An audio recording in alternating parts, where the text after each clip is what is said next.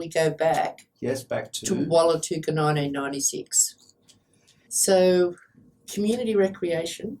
Yep. And we had to organise something. And there had been discussion in the staff lunchroom, I found this out, about something had been in the news or in the newspapers about Aboriginal people not being competitive. And, I mean, we've always been in sport and there's always been stories about us, etc., etc. In sport, particularly not the elite sports because you couldn't afford them, but boxing certainly and rugby league, netball, running, yeah. So it's okay. So why don't we get the class to organise the National Indigenous Student Tertiary Games? Yeah. Gail Garvey was our lecturer. Yep.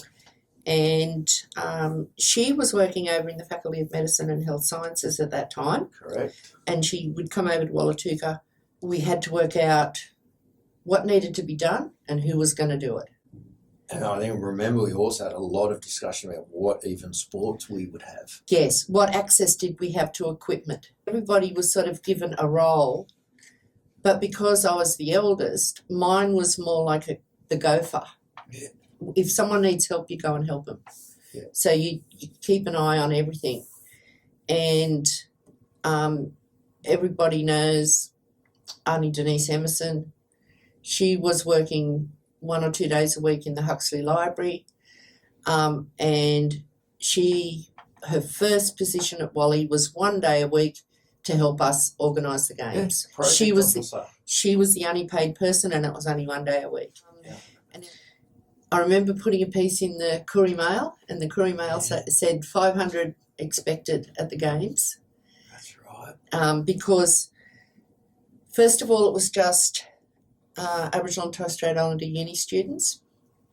Yep. Then we stretched it to TAFE. Yeah, I remember that. Because faxes were being sent to all these unis around Australia and nobody was replying. Yeah. Nobody was going to come.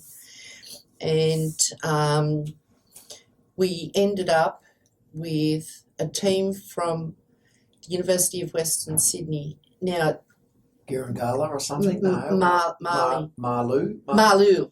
It was a Marloo team. Yeah, a Wallatuka team. We had two, I think, Wallatuka teams. Wallatuka full team. of staff and us students. Yeah. One student from the University of Canberra. Yeah. And there were 3 big, tall fellas from UNE. Yeah. And one of them was Scott Trindle, who is my cousin's son.